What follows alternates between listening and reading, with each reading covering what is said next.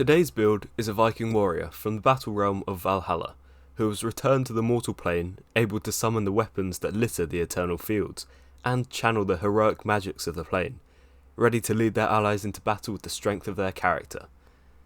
Charisma is the keystone stat for this build, and really the only essential one at that, which you'll find very soon.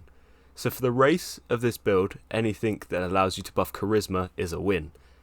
I'm building this character as a Viking, so human's where I'm going to go. However, the metallic dragonborn from Tasha's Cauldron of Everything, with its modified breath weapon being able to incapacitate or knock prone, in addition to a +2 charisma off the bat, is probably the best race mechanically for this.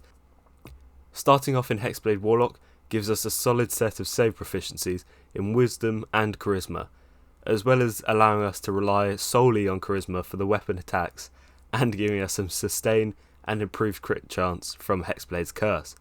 You also get medium armor proficiency, and you get 2 Eldritch Invocations.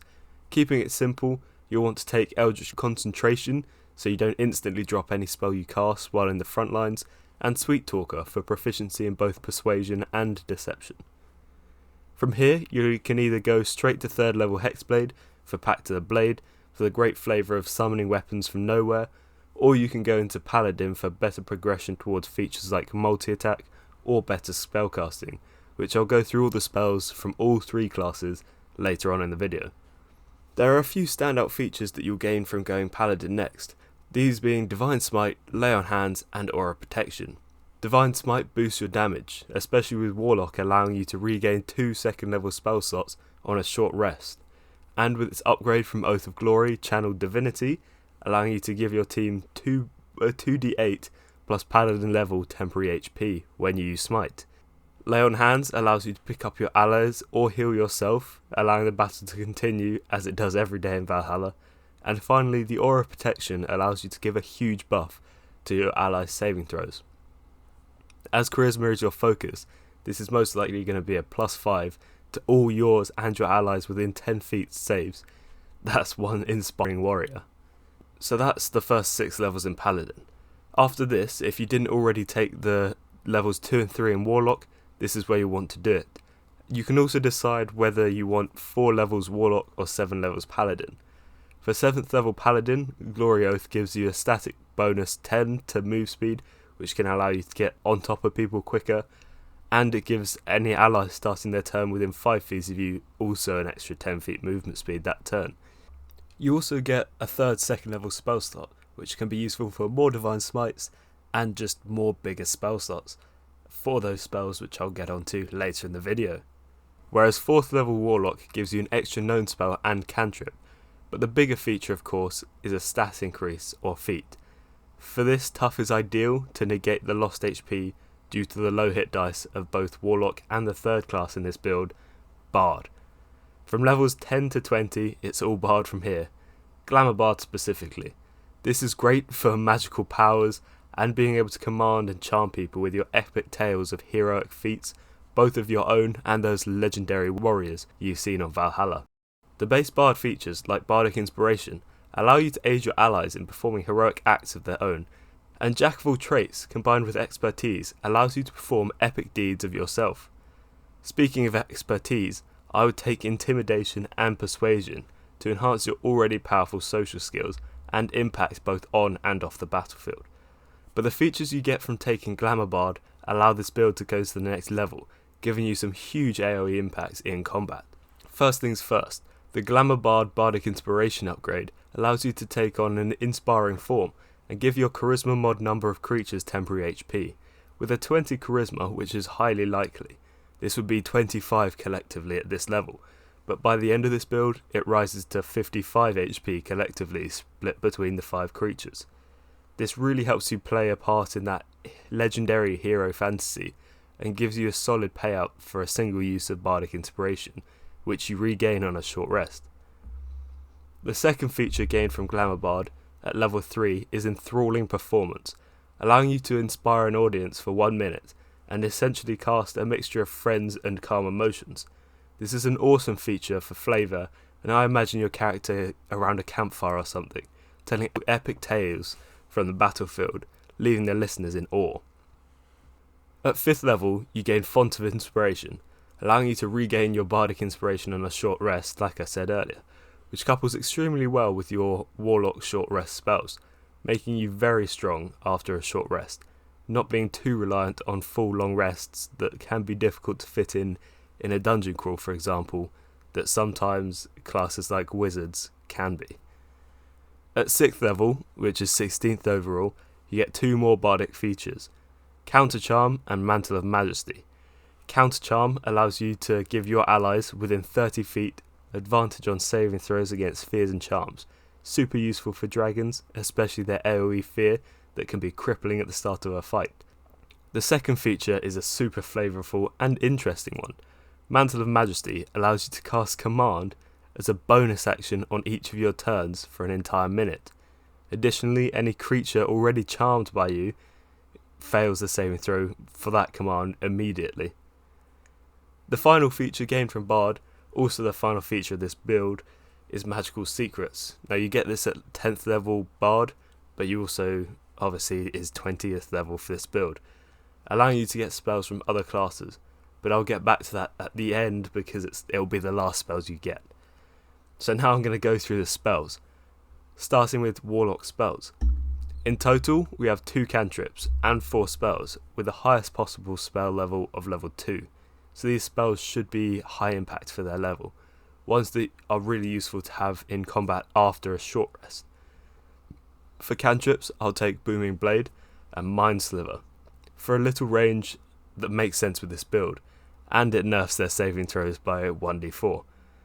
As for spells, we're going to take Shield from our Hexblade extended spell list for a great defensive option, and Arms of Hadar for AoE damage, and its ability to take away creatures' reactions. It can really help you get out of sticky situations. As for 2nd level, Mind Spike for more psychic power, and then Misty Step for some mobility to allow you to get up to the enemy as quick as possible, or away from them if you're in a dire situation. Now for Paladin spells.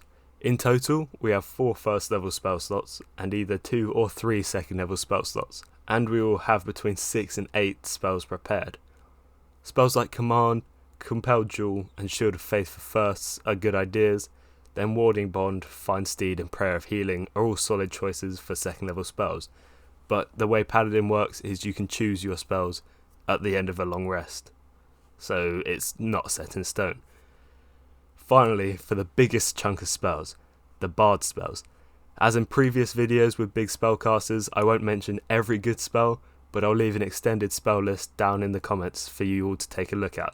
While you're down there, please check out my Etsy store as well, where you can see some of my coolest designs and hopefully buy something. The spells I'm going to choose are going to focus on charms, fears, and spells that generally enhance your heroic power.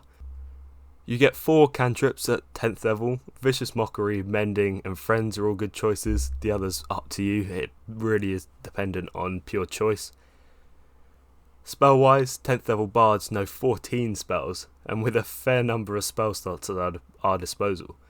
I will cover spells here in categories instead of just by level to make it easier to organise. Starting off with healing, you're going to take Healing Word at 1st level to allow you to pick up an ally from distance with a low level spell slot. Then with a 3rd level spell slot, when you get there, Mass Healing Word can do the same thing, but up to 6 creatures, healing an average of 7 each, but that's still a fair chunk of hit points. Then for your biggest heal, you're going to take Mass Cure Wounds for about 17 HP healed, again up to 6 creatures of your choice, which can be a very nice chunk of hit points for any party to gain. All of these spells can be hugely impactful in a deadly encounter, often allowing multiple characters to take their turns when they would have either had to heal or take a death saving throw. Also, the fact that this build even has strong healing spells like this, along with your Lay on Hands from Paladin, allows you to function as a healer if the main healer goes down, or even just keep the healer up to carry the team. The next category I'm going through are preparational spells, to be used during short rests to buff the party as much as possible. The first of which, Catnap, actually allows 3 creatures to take a short rest in only 10 minutes. The difference this can make in a dungeon where enemies are actively reactive or preparing for your presence is immense, and can actually turn the tide of a battle. The second spell allows you to give 5 temporary HP to up to 5 creatures each. They have advantage on wisdom saves, and if someone with this effect is hit by an attack, their next attack gets advantage. The spell does end when the creature loses that temporary HP, however this is still a huge buff, especially for dragon fights for the same reasons I mentioned earlier, and other similar creatures with big AoE fears. The final category I will cover are enchantment spells.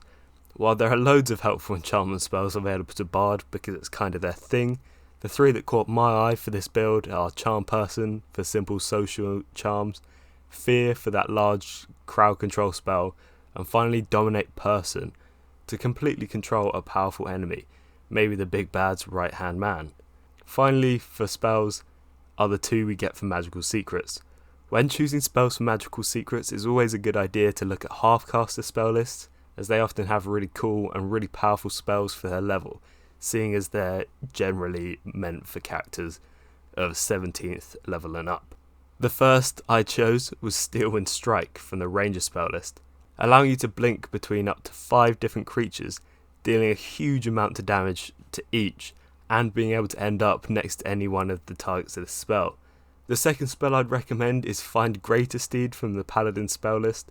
I did look at both Destructive Wave and Aura of Life as both are strong spells, showing this character's spiritual power.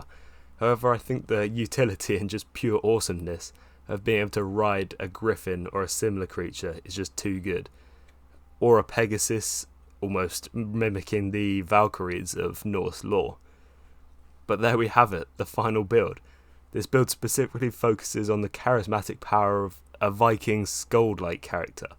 I imagine them singing while charging into battle, with their spells coming from the power of belief in their skills and of the tales they tell from ancient battles. I did consider making this character more of a summoner, imagining that they summon warriors from Valhalla instead of weapons to aid them in battle. Looking at classes like Cleric and Druid, so more of a wisdom focused build.